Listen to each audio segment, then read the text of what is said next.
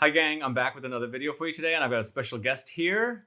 She's Mabelle Orama. Correct, not Michelle Obama. Not Michelle Obama. That's what I almost said. I know. So she's an independent or artisanal perfumer and she's got 3 amazing fragrances and she's also Lebanese like me. I was born in Lebanon. So we're going to talk about her fragrances today in this video shot during Essence in Milan 2025. Find out about Mabelle Orama's fragrances coming right up.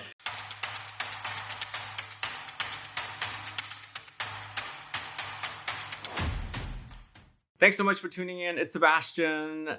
Hi. Hi, Sebastian. Thank you so much for having me. Sorry, I didn't mean to make that mistake. It's okay. So before we get started, since not many people know you from my audience or from my channel, tell us a little bit about your brand. Sure. How did you get started? Good question. For me, it all began during lockdown. I'm based in London. So originally I'm from Lebanon, but I live in the UK.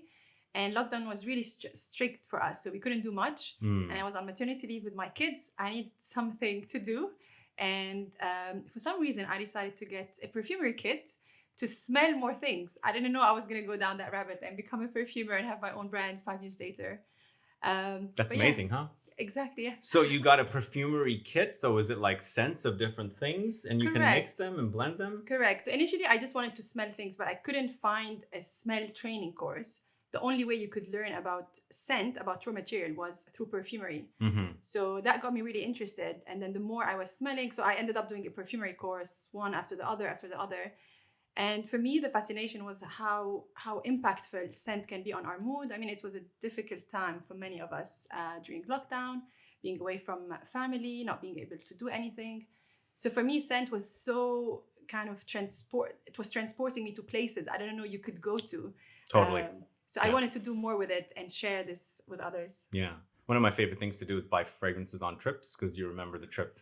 True. When you spray it. But so you are self-taught? Correct. Self-taught as in I didn't do the classic route, but I did learn with other classically trained perfumers and ended up doing lots of other courses with other perfumers. So it's not like I was just reading books by myself and watching videos. I did do a lot of that, but it's not just that. Okay. So you got trained by other perfumers then? Correct. How does that experience? So, for example, I don't know if you're familiar with Experimental Perfume Club, Mabelle, who's classically trained. A big fan of her. I started with her. I need to go see her since I'm here, and they keep asking me. She's amazing. Yeah, and I think she's done an amazing job with her perfumes, but also with her courses, making it more accessible for many people like myself and others. And then with the Art and Olfaction Awards, with the Institute of Art and Olfaction, we'll talk later about the awards. Some classes with them. And you took classes with them? Yeah. Was it online? They were doing a lot online at the time, and they still do some online actually now. I did more of the scientific and nerdy ones with them, which I love.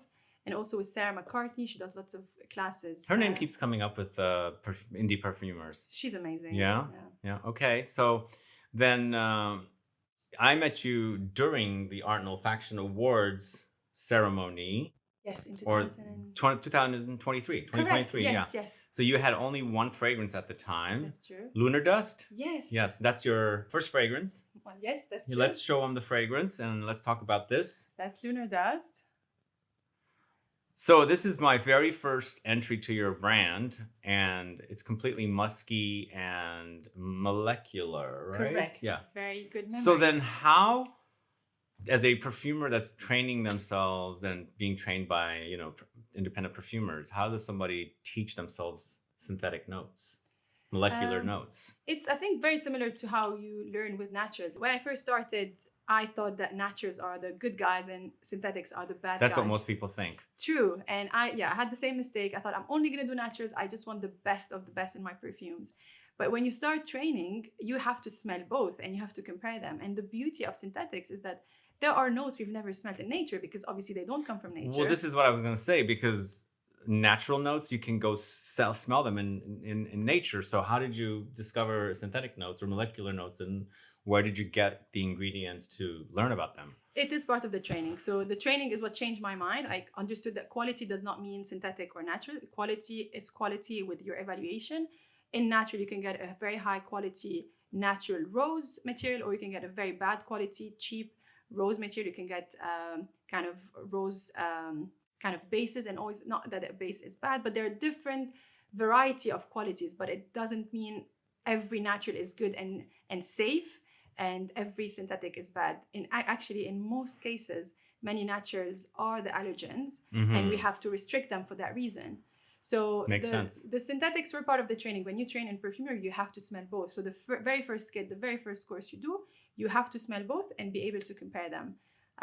So yeah, I had both, and it was kind of very eye-opening how much there is to smell. And I think this is what got me interested, because as much as we enjoy smelling the jasmine and the rose and the neroli and all the beautiful things we found in nature, smelling something like Isoi Super or like Cashmeran, it's just so interesting. And this is how I discovered your brand, and I'm a lover of molecular fragrances and musky skin scents. So I instantly thought this was a great scent. So tell us about the idea and how it came about to create Lunar Dust. So I have a love for everything cosmos, the moon, outer space. I believe we all come from, we're all made of stardust. This is our bigger home. So I really wanted to do something around that, and I've explored different routes. And then I ended up doing this perfume that was not meant to be launched, something for me that makes me feel cozy and make me feel flying and talking to the moon. It's a perfume that doesn't have a smell when you first spray it, because it's meant to be the feeling of looking at the stars at night. Oh, wow. And when you first look at this... I didn't remember this, but I do remember now that you mentioned it. Good. Yeah. So the thing is, when you first look at the sky, when you first look at the sky, it looks empty, as if there are no stars in there. But the longer you look, the more stars you start detecting. So similarly, this one, when you first spray it, there is no top notes in it. Oh. You smell mostly the alcohol, and then after a few seconds and a few minutes, you start detecting the sparkly stars shining on skin. It starts off powdery and cool, like the temperature in space, and then it warms up on your skin with the amber, the cedarwood, and whitewoods, as if you're absorbing the moon energy. That's great. So let me go back to what you just said. There's no top notes. Correct. So how do you make a fragrance without top notes?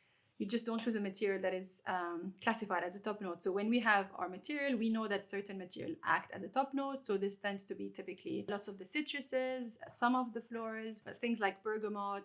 Those are definitely top notes. So these, you smell them immediately at the beginning. All the spices are top notes, not all of them, most of them. And then middle notes, a lot of the floral notes tend to be middle notes. And then the base, you have lots of the woody notes, some of the vanilla, the edibles. They tend to come in the base note. Yeah, makes sense. So let's smell Lunar Dust. Cool. So we're going to spray it on paper.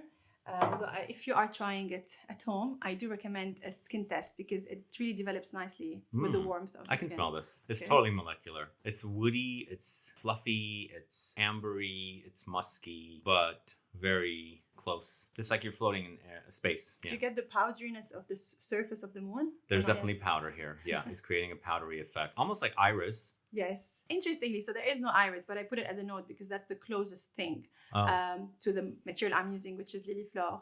And this is how I would imagine iris would smell if you are to plant it on the moon. Okay, wow. So yeah, I love the idea of this.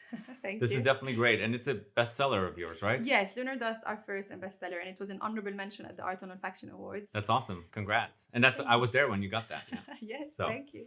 All right. So this is the first fragrance, and you had 3 total fragrances. Correct.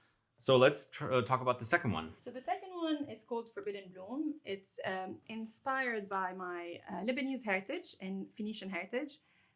Phoenicia is what Lebanon used to be called thousands of years ago. Yeah. And there is a goddess called Astarte, a Phoenician goddess, and she's the goddess of love and fertility, very rebellious. And the story of this perfume, which I'm going to show you, is in her secret garden. It's called Forbidden Bloom. And the story is of 2 flowers that were not allowed to be next to each other, Gardenia and Frangipani, because they're both so beautiful and hypnotic. People feared of their effect if they were to be in the same garden. I've been a fan of Gardenia for ages. My dad used to give my mom gardenias. Oh, yeah. I think also being Lebanese is something There's very a lot close to growing him. there. Yes. So I really wanted to do something around that. So the story is that Astarte decides to plant these 2 in her secret garden, almost getting them to compete against each other. Which one is more beautiful? But they end up intertwining and creating this love story. So they bloom together. This is the Forbidden Bloom. Yeah. Their love story. So this is the smell of the garden, I imagine. It's all very mythical and imaginative. So I'm not too familiar with the latter 2 fragrances. I've smelled them, but I'm more experienced with the Lunar Dust. But from what I'm smelling here, I haven't even put it to my nose yet. It's very white floral. Yes. It's very creamy and also powdery, I'm getting. So the notes in that, do you want me to tell them or do you want to? Well, definitely the gardenia you mentioned, but I'm also getting ylang ylang here. Yeah, it's interesting with the white flowers. I think when you mix Frangipani and Gardenia, it kind of gives a lot of the notes of the other heady flowers. So ylang ylang some people get, and also tuberose. Many people think it's tuberose fragrance. It's very tropical, like it's like sunny, like solar. Yes. I mean, it's interesting. When I was young, I used to pick up Frangipani flowers on the ground. Did you? Oh my God. In Lebanon, yeah. So lucky. Yeah, I was like, this is the most beautiful flower. Yeah. Frangipani. This brings back memories of that. Yeah, this is great. It's a very floral experience, but as I was mentioning, very sunny. A bit of sunscreen comes to mind as well. Yes, yes, that material. And it's a bit fruity on top. I don't know if you got the pear and the peach at the beginning with the Gardenia, Frangipani, and then with the dry down, there's musk, there's cedarwood. There is a coffee absolute in there. Not many people detect the note, but it's there to add richness and depth. Okay, so makes sense. This is an extrait de parfum, so it also wears really nicely in winter. Although it's a solar perfume, I feel it's like the sun in a bottle. Yeah, it is sun in a bottle for sure. So all your fragrances are extrait de parfum? No, so Lunar Dust is the only eau de parfum for now, and the next two are extrait de parfum. And this was a Fragrance Foundation Award finalist in 2024. So it was awesome. A finalist, thank you, for Best Independent Brand and Parfum Extraordinaire. Wow. Congrats. Thank you. Very proud of it. So let's move on to the third fragrance, but you have some raw materials for us, correct? Yes, that's correct. So the third one is called Phoenix Flame. I'll show you here. So this one utilizes a great Lebanese ingredient. Yes. Tell us about this ingredient. So Phoenix Flame is inspired by Lebanon. Phoenix has always been kind of a symbol for Beirut, a city that has been destroyed and rebuilt many times over the centuries. So I wanted to use a material very close to my heart and available in Lebanon a lot, which is sumac. But that's not very easy in perfumery because it doesn't exist as a raw material. I rarely see this note come up. Yes, I know. It's also really yummy in Lebanese food. Yes, oh my God, I love it. I use it on everything, so it had to go in my perfumes too. So we struggled to, I struggled to put it in the perfume as an accord because it wasn't getting as close as possible. And actually, when I met you at Pity, I was still working on it, and you did tell me it doesn't smell as much of sumac, which I actually toned up. Well, actually, it wasn't giving me the sumac vibes, but you just have to keep smelling it, and you get the tanginess. Yes. It's an interesting spice that it's more like a tangy kind of lemony kind of spice when you're using it in food and cuisines. Like I was telling you, a dish my mom made for shish kebabs and things like that, and it would be like a garnish that you would put on your meat, and it's like tangified with the sumac. Yeah, I think it's even a great replacement for salt because it's a bit salty, but not as juicy as lemon. So it's kind of a right balance. Yeah, in between saltiness and juice, like citrusy, without being too juicy. This is the raw material if you want to smell it. So I was saying that we couldn't find. Oh yeah, it smells like it. It smells like a spice shop too, actually. Yes, actually, some people were saying that about the material. So we couldn't make the accord as close as we wanted to be. So we ended up doing our own tincture. We worked with a Lebanese supplier to test it out. So his name is George from Intuitive Alchemy, a very talented supplier of raw material. He does his own enfleurage. Oh, wow. Old school, amazing. Yeah, his gardenia and jasmine enfleurage was just beautiful. They're so hard to do. Yes, and Takes he does so long. it. Exactly. Wow. So I spoke with him and he experimented how we can do the tincture. And then once he did that, brought it back to London, took it to the lab to test it because we have to test everything in the UK to put it in a perfume. We got it certified as a perfumery material. Wow. Made sure it's legal and safe within Such IFRA a regulations. process to do all that. Yes, but it's something we really wanted to do. You know, being Lebanese, I think it's nice to introduce more material that maybe people are not very familiar with. This is how it all started in perfumery. That's how we have peppercorn and cumin. People decided to I love those spices. So yeah, we have sumac in it and a few other things, but let's spray it and get your opinion on it. So that's Phoenix Flame. It's, I would say, an aromatic amber. It's very ambery, but also peppery, spicy. It's fiery. Fiery, yes. Yeah, the flame word is definitely appropriate for this. But it's spicified with the spices and hot kind of lava-like amber. Oh, nice way to describe it. Yeah, it's resins. It comes to mind. Lots of resins, very sticky. But there's a dryness with the spices in here. Yeah, it's gorgeous. Very intense. Yes, it is an extrait de parfum. And I wanted it to be kind of strong, powerful, I mean, it's still very soothing and grounding in the dry down. There's lots of frankincense in there. There is myrrh and there is oud. Actually, I do have the oud we've used. We've used the Thai oud. It's called the Kochan. I don't get a lot of oud, but maybe on skin it'll come up more. Yeah, and it needs time. The oud is not going to come at the top. So I think... But you wouldn't call this an oud fragrance, right? It's just there to play around with the resins and amber. You will get the oud maybe after half an hour after the incense. And the oud is there to add minerality. Yeah. I love this one, this variety. It's less animalic than other ouds, but it adds saltiness to the mix. Yeah, makes sense. So those are the 3 fragrances you have. Correct. What is on the horizon next? There are a few things, but I brought something with me that I wanted you to smell. So while working on Phoenix Flame... Let's do another. It's actually in the Phoenix Flame family. We just did one that is a bit more ambery, less spicy. Oh, wow.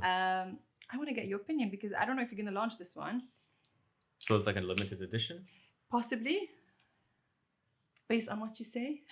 This is definitely not as fiery as the last one or the previous one, but definitely more like the ambers that I'm familiar with. Like, maybe like Tower Perfumes, L'air du Desert Marocain, even something like Maître Parfumeur Gantier's Ambre Pissot, Serge Lutens, Ambre... God, I'm drawing a blank with the different amber names. That's okay. Ambre, not Narguilé, but Ambre Sultan. Yeah, it's definitely, I think what is different in this one, it's the same formula, funny enough, but I've experimented with 3 types of vanilla. So when you make the amber accord, it's a vanilla and a labdanum. The initial version had 1 type of vanilla. And this one, instead of the 1 type, within the same percentage, we divided it into 3 types of vanilla. And one of the vanilla is a bit stronger, and I think it adds more character. So I really like this one, but I think the other one fits more the story. I see. It's just if people so we brought it with us. This is a flanker. Yeah, it might be. It's a warmer vanillic amber. Yes. Amber vanilla. Correct. Yeah. Anything else you want to let us know? How can people find your fragrances? We already mentioned that you're at Lucky Scent. Correct. So I'm at Lucky Scent. We have 12 stores globally. We have obviously my website, mabellerama.com. You ship globally. We ship globally, but we're also at Stell in New York, Lucky Scent. Oh, you're at Stell. Yeah. That's a new perfume shop? Yes, in New York. They have 2 locations now. Amazing as well to check out. Lucky Scent online and Immortelle Perfumes in the US. We're also in Vietnam, Mexico, my scent journey. Wow, you're all over. Yeah, luckily we're in some like really nice niche boutique shops that appreciate artisan perfumery. In Lebanon, we have 2 stores as well. Wow. While we're young. That's great. Working on other places. So get in touch if you want to see us in other countries. Cool. Before we go, any last things you want to say? Just give us a clue on something new that you are working on, something fun, and you don't have to if you don't want to. No, I'm happy to share that I'm working on something a bit different than the last 2, maybe more of an eau de parfum. I think going back to softer perfumes. I think the world has a lot going on, and I'm feeling more and more of the need of softer and coziness with perfume. So maybe something softer next. Cool. Well, thank you so much for doing this video with me. My pleasure. Thanks for having me. Yeah, you're welcome. Guys, thanks so much for watching today's video with Mabelle or RAMA. If you have any questions or comments, please do list below. Otherwise, please like this video. Please share it. Follow me on Instagram and Facebook, and I'll be back with more videos very soon. Have a good one. Bye-bye. Bye.